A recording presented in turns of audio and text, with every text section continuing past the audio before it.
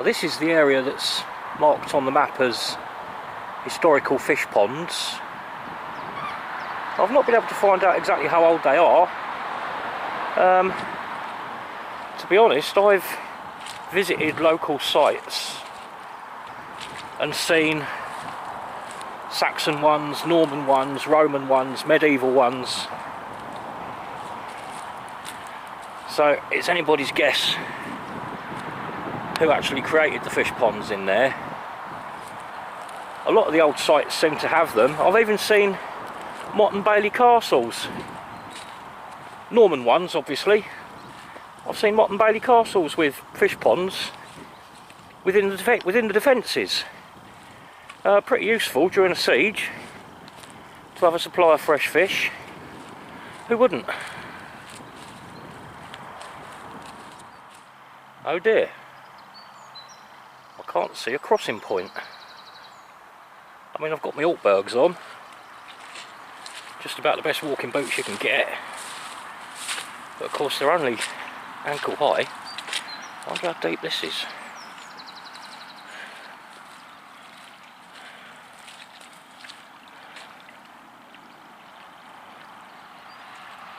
Would I be better off crossing there and going round? No, that looks even deeper. I have to take my chances and wade through that.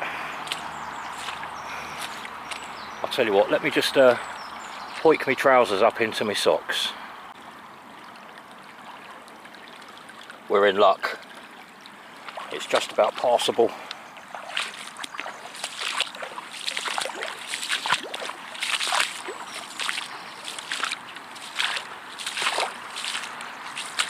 Who put them branches there? A fat lot of good they are. Unless you're Tinkerbell.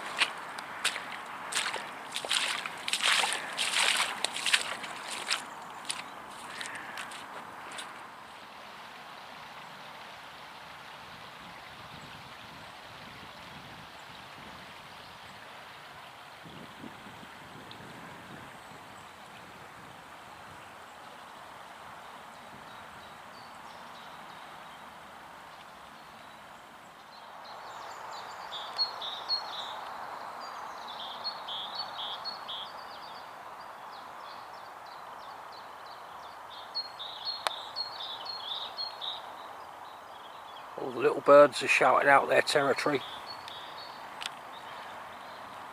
It's definitely spring. Just wish it would stop raining.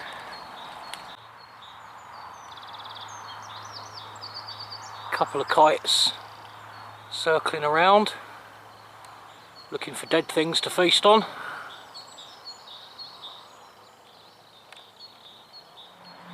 Do I really look that old and knackered? The kites are just waiting for me to drop so I can have some lunch. Looks like we've got the remains of some sort of sluice gate here, look.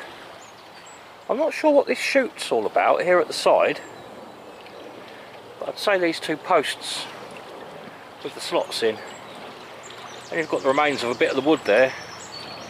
I'd say that used to house a sliding gate that goes up and down, allowing water through or not to there.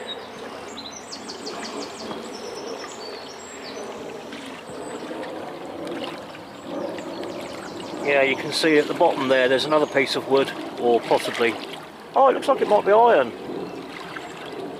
that the gate used to sit on. And just down here is something that I didn't know was here.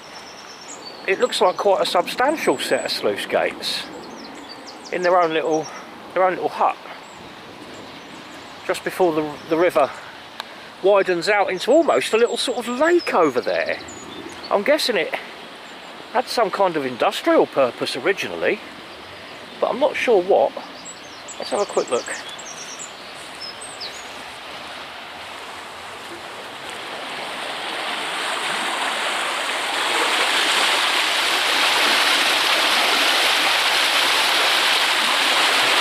Yeah, diverts off into two channels there, into the sort of the sluice house or whatever you'd call it. Oh yeah. There's the mechanics of it all. Water flowing through the bottom.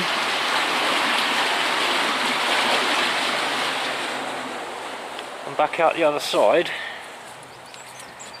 into this almost sort of lakey bit. Was it a Cress farm or? No idea. Anyway, Roman Theatre's just over there. Let's keep going.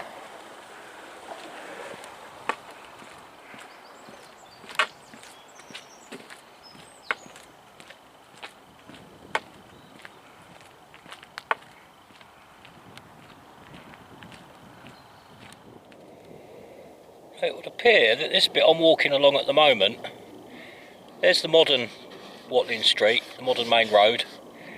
This bit I'm walking along here would seem to be the original route of the Roman, there we go, the original route of the Roman Watling Street. This little stretch I'm on here in the Gorhambury estate, and you can see there's the theatre. And I can well believe that actually. This avenue of trees, it's now a private road, not open to public traffic, but you can walk along it. It would appear that this is the original Roman route.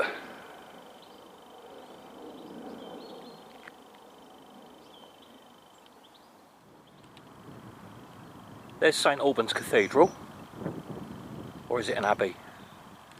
I think it's a cathedral.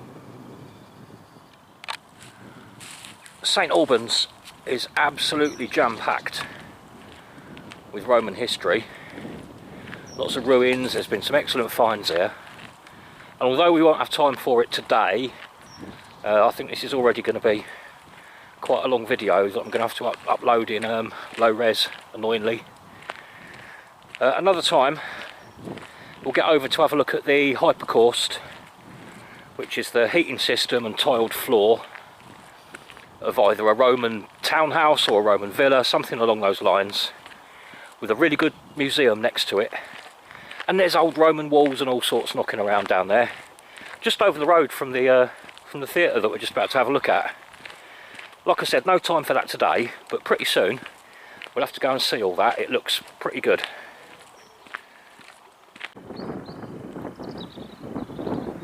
That's a drawing of a Cativalonian god that was found in the River Ver. I wonder if that's over in the museum for another day.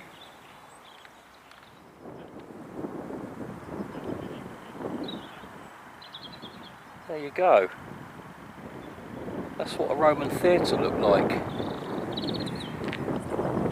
Not that dissimilar from a modern day sports arena, really. We've got these banks all around the outside, which would have had a big wooden structure with tiers of seats lining the main central arena, and a stage just down here. Let's have a closer look.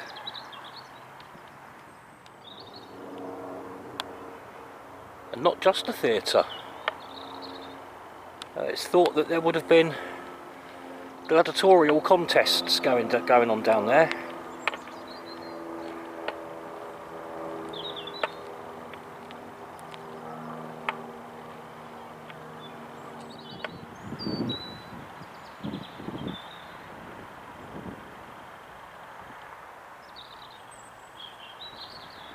Here we go, look.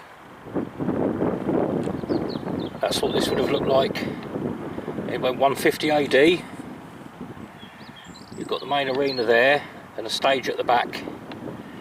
You can see they've actually reproduced one of those pillars that you can see on the stage. You can see 1, 2, 3 pillar bases. They've reconstructed one of the pillars. And that's what you can see there. Now the reason they think it was also a gladiatorial arena is the height of this wall around the arena. You can see a few people standing next to it for scale. That's what makes them think that there were probably exotic wild animals released down there to feast on slaves and to watch the gladiators fighting to the death.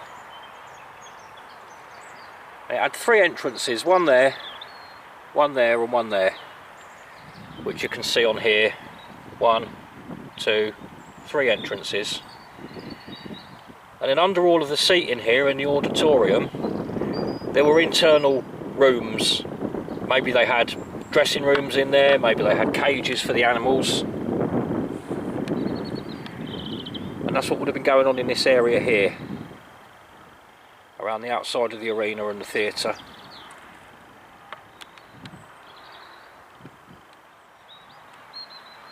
It was certainly a busy old site. The Catavalorni were originally the tribe who had a large settlement here. It was their headquarters, and at the time it was called Verulam.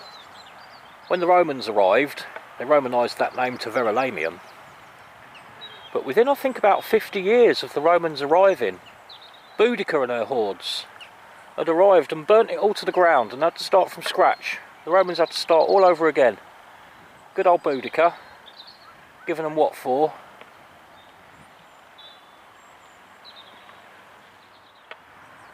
And I read that this whole landscape, this whole stretch that runs along the River Ver where we've just walked, and all of the surrounding what at the time would have been marshlands, and this particular site here as well, it was all considered sacred by the Catavalorni, as we've just seen when we came in and we saw that little picture of a Catavalorni water god rescued from the River Ver.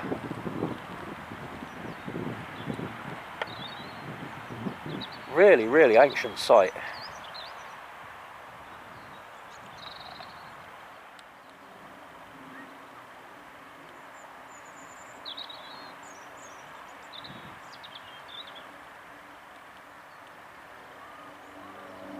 Public executions. Awesome. I've not seen it in this main section of the theatre and the arena, but I think it's probably just over the other side of the site where there's been some excavated shops and that kind of thing. I think there was a wine merchant and various Roman shops for the visitors to visit. Somewhere in here there's an underground shrine which I'd like to get a look at. Obviously this was pre-Christian Rome, and apparently even once Rome became Christianised, they still sort of tolerated, to appease the local tribes that they were having to keep under control. They did tolerate the pagan worship of the local gods.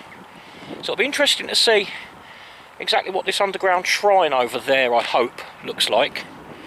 And see if there's any information about who it might have been a shrine to.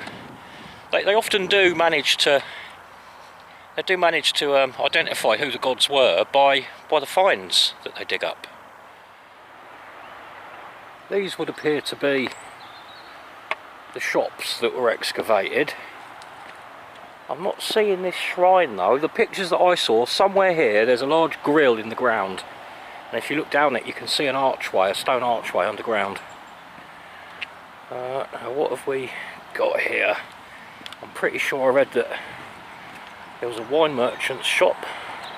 Oh yeah, there we go. We've got carpenter's shop just there. How they knew it was a carpenter's shop I don't know. Presumably by what they found when they excavated it. Just next to it there is a bronze worker's shop. Ah, there's the wine shop, just on the end there.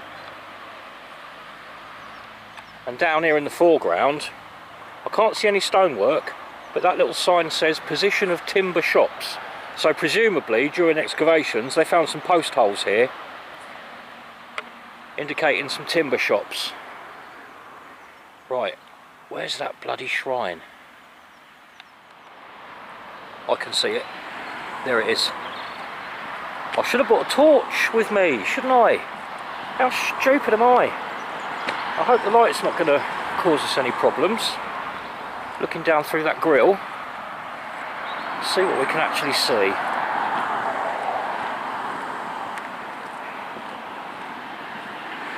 Here you go. Underground shrine. Okay, sadly it's not very clear, even to the naked eye, let alone through the camera. But you might just about be able to make out in this side. Can you see the big brick archway there, down in this general pit?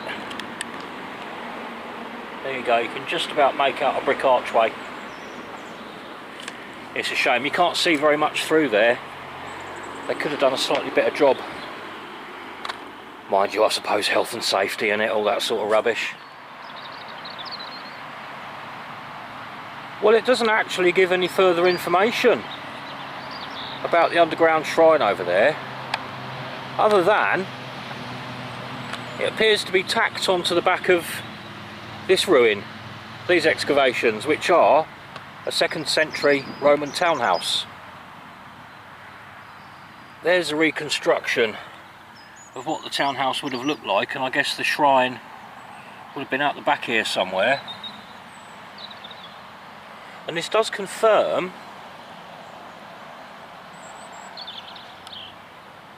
that the shops were destroyed by Boudicca in AD 60 and rebuilt soon after AD 100.